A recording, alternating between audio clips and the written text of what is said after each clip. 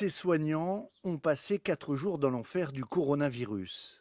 Envoyés en renfort au CHU de Nancy, dans un service de cardiologie reconverti en urgence pour les malades du Covid-19, ils ont partagé leur expérience de réanimation avec des soignants qui ont dû faire face comme ils pouvaient. En même pas une semaine, ce sont des infirmières et des aides-soignantes qui ont été un petit peu propulsées dans un service de réanimation alors qu'elles ne connaissaient rien à la réanimation, au respirateur, aux drogues d'anesthésie.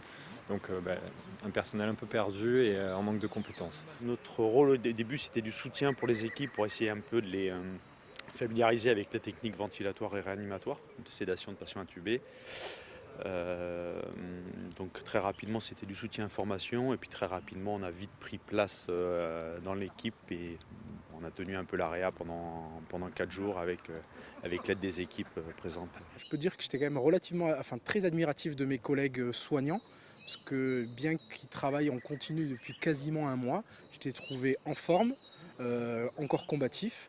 La vague, cette fameuse vague dont tout le monde parle, ils ont pu en constater les ravages. Sur Bordeaux, on ne mesure pas ce que c'est le Covid. Il faut imaginer que Nancy, c'est ville morte, ville de guerre. Les gens là-bas rigolent absolument pas parce que tous les soignants ont quelqu'un de leur famille ou quelqu'un qu'ils connaissent qui est touché par le Covid.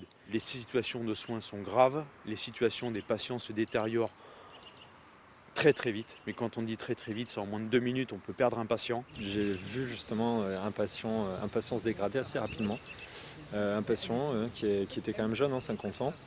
Du coup, c'est vraiment impressionnant. J'ai pas eu particulièrement peur pour moi-même, ma femme était inquiète pour moi, mais elle a compris que quand même dans l'essence de mon métier, c'était important que j'aille prêter moins forte à mes collègues.